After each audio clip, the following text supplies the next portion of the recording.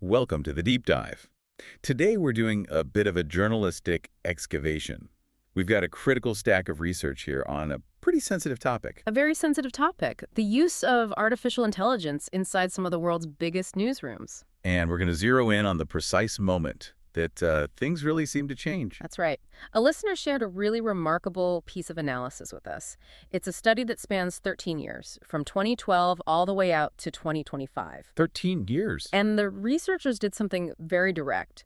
They tested thousands of articles from the BBC, one of the most trusted news sources on the planet, against an AI text detector called isFake.ai. So our mission today is to move completely past the fear and the speculation that surrounds AI in the media. Right. We want to use this hard data to see exactly how, and I think more importantly, when AI really started to reshape content at a global powerhouse like the BBC. And this really matters to you, the listener. The BBC is just massive. Its editorial decisions are often copied or at least adapted by news organizations everywhere. It sets the tone. It absolutely sets the tone. So what they decide about AI doesn't just affect their output, it creates a standard for the entire industry. It really dictates how you consume news, often without you even realizing it. We're looking for that aha Moment. the data breakpoint. Exactly. The point where the pattern of content detection just fundamentally flips from human to, well, machine-assisted. Okay, so let's unpack this. Before we dive into the data, the dramatic scores, we need to establish the ground rules. What does the BBC officially say about using AI? Well, they made their formal announcement on this pretty recently, actually. It was in February 2024. Rhodri Telfin-Davies, he's the Director of Nations at the BBC, he laid out three main principles. And I'm guessing they were focused pretty heavily on transparency. Absolutely. The first principle is to act in the public's interest. The second is to focus on talent and creativity. Meaning AI should help, not replace. Exactly. Augment, not replace human skill. No. And the third, and this is the transparency piece, is to be open with audiences about how it's being used. That all sounds great on paper. But what about the hard editorial standards? Where do they draw the line? I mean, what is AI specifically forbidden from doing in a BBC newsroom? This is the crucial part. It's the policy firewall, really. They state very clearly that AI is not allowed to do fact-checking. Okay, that's a big one. A huge one. And it's not allowed to write primary news stories from, a blank slate. Any AI-assisted content has to be checked by a senior journalist before it ever gets published. It's an attempt to balance speed with, well, decades of editorial rigor. Right, speed versus control. And if we look at the source material, by 2025, they were already using two very concrete tools that show exactly how they're trying to find that balance. They are. The first one is called At a Glance, and it's something you, the reader, can see right on the page. The bullet points. The bullet points. They're AI-generated summaries of long articles, and they found these are incredibly popular with younger audiences who just want the key takeaways fast. It's an adaptation to, the scroll culture. And the other tool, BBC Style Assist. That sounds much more internal, more operational. It is. BBC Style Assist is basically a custom-trained LLM, a large language model, that handles style. It takes content from the Local Democracy Reporting Service, or LDRS. Okay, let's pause there. The LDRS, that's a service that funds local journalists, right? Yes, to cover things like local councils, public bodies. So what the AI does is it takes that raw, human-reported content, and instead of a human editor spending hours making sure all the headings and the tone match the BBC standard, The AI does that production busy work. Precisely. And that means they can publish a much higher volume of really vital local studies and do it faster because that manual formatting bottleneck is gone. So to sum it up, AI for speed, summarization, and formatting. But the core reporting and all the fact-checking, that has to stay human. That's the policy. Okay, that sets the stage. Now let's get into the data timeline, because this is where it gets really interesting. The analysis revealed a dramatic shift in AI probability scores that correlates almost perfectly with major tech releases. If you look at the chart of the scores over time, it's like a story in 3 acts. Okay, Act 1, the baseline. So the early years, say 2012 to late 2020, what did the AI detectors find back then?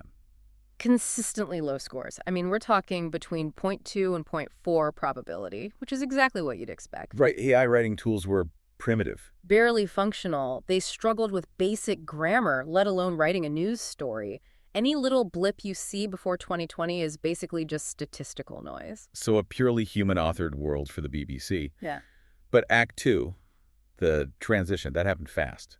When did the data show that sudden, sharp change? The transition year was late 2020 into early 2021, and the timing here is just critical. It lines up exactly with the public release of powerful new models like GPT-3 in May 2020, and then GPT-Neo followed soon after. And what happened to the scores when journalists suddenly got their hands on this much more powerful tech? It became chaotic. The chart is all over the place. You have some articles still scoring low in that human range, right alongside articles that suddenly shoot up above a 0.6 probability. So this was the moment newsrooms realized this wasn't a toy anymore. Exactly. It was a powerful tool that could seriously help with production. So that period was really the internal testing phase.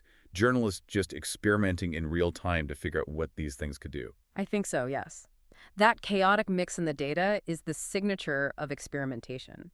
And the shift was so dramatic because GPT-3 wasn't just a little bit better than what came before. It was a paradigm leap. It could write whole paragraphs. Coherent, structured paragraphs. And that immediately opened the door to using it for things like summaries or introductions or synthesizing background information. Which then brings us to Act 3, the post-2021 convergence. From 2021 up through 2025, what does the data show? This is maybe the most profound finding. Usage didn't just stay high, it stabilized at a high level. The detection score settled consistently around 0.7 to 0.8 through 2025. It's like a sharp elbow in the graph. A very sharp elbow, right in late 2020. After that, the probability of AI assistance jumps up to 70 or 80% and just stays there. Wait, let's just put that in plain English for a second. By 2025, we're talking about 4 out of every 5 articles showing a high probability of having substantial AI assistance. That's right. That's not an experiment anymore. That is a fundamental structural change in how news is made. That is the magnitude of it. And here's a critical nuance that's easy to miss. The yearly analysis shows that the range of scores actually got smaller after 2020, even while the median stayed high. So that suggests standardization. Absolutely. In that 2020 transition period, the Y range reflected that mix of pure human content and experimental AI content. But after 2021, the range tightening means the content converged. AI assistance moved from being a scattered experiment to a regular, standard practice. Okay, so we know when it happened. Now let's talk about one of the most powerful insights in this whole data set, the link between an article's length and its detection score. This is so insightful. The data shows a clear, statistically significant negative correlation between an article's word count and its AI score. A negative correlation. So what does that mean practically? For you, the listener. When you're scrolling through the BBC's breaking news, what kind of article is more likely to be machine-assisted? The short ones. Short news pieces, quick updates, and those at-a-glance summaries we talked about, they all tend to get flagged as AI more often. Which makes perfect sense. The main benefit is speed. Exactly. It's about speed and volume for breaking events. If a story has to get published in 3 minutes, AI is what helps handle that speed. And on the flip side, where is the human journalist still dominant? At the opposite end of the spectrum. Longer articles, deep investigations, detailed features, those consistently have lower AI probability scores. So the complex stuff. The complex stuff. The reporting that requires human source checking, critical thinking, nuance, context, that is still a fiercely protected human domain. AI just can't replicate that kind of rigor. Not yet, anyway. And the researchers didn't just eyeball this, did they? They quantified it with things like Pearson and Spearman coefficients. They did, to confirm the pattern wasn't just an accident. The Pearson correlation was negative 0.5265, and the Spearman was negative 0.3995. So, forgetting the math for a moment, what does that negative number tell you? The negative sign is the key. It confirms that inverse relationship. As one value article length goes up, the other value AI probability goes down. And the strength of the numbers, around half a point, confirms this pattern is substantial. It's not random noise. It's strong evidence. The newsroom made a clear strategic choice. Use AI for scale and speed, but reserve human talent for depth and complexity. That seems to be the story the data is telling. All right, let's move to the final piece of this puzzle, the mixed ecosystem. We know the content shifted. We know how it's being used based on length. But what specific types of AI signatures were the tools detecting? This part is fascinating because it shows the BBC isn't just relying on one single company. It is definitely a mixed ecosystem, as you said. The data shows these stacked bar charts of different AI models detected over time. And let's start with the familiar ones. You can see the influence of the big commercial players. Oh, absolutely. That purple block on the chart representing GPT-3 and GPT-4 signatures, Yeah. it just pops up exactly when OpenAI dropped new versions. It shows the immediate influence of a major model release. A better tool comes out, the industry adopts it instantly. Instantly. But the analysis shows a lot more than just the big names. I see colors for models like GLM, OPT, FLAN T5, and they appear and grow between 2023 and 2025. Why would they be experimenting with these? And that's the real insight. The presence of these other signatures, like GLM, which often points to models optimized for faster or more niche tasks, it shows strategic vendor diversification. So they're not putting all their eggs in the OpenAI basket. Exactly. They seem to be exploring options for different needs. They might use a big commercial model for an initial draft, but they could be using a smaller, more optimized model like FLAN T5 for translation or an OPT model for internal formatting. Which suggests a more mature strategy. It's not just use the biggest AI. It's find the right AI for this specific workflow. That's right. And for a news organization that's all about public interest and global reach, relying on one external tech giant for your core production, well, that carries some serious risks. So diversifying, even to less-known models, is about maintaining control and adaptability. Precisely. The key takeaway from this ecosystem is that while the industry is undeniably shifting to AI assistance as a standard procedure, remember that 70–80% probability, the human writers, they're not extinct. They've just shifted their focus. Their efforts have shifted. They've moved from handling the high-volume, quick summaries to dominating the long-form, complex investigative work that builds trust. This deep dive has been incredibly revealing. To quickly recap the journey for you, the listener, we saw this baseline of pure human output get completely shattered by a massive AI detection score jump right around 2020, 2021. And that marked the transition from quiet experimentation to just regular, standardized use. And we confirmed with statistical rigor that it's a strategic deployment.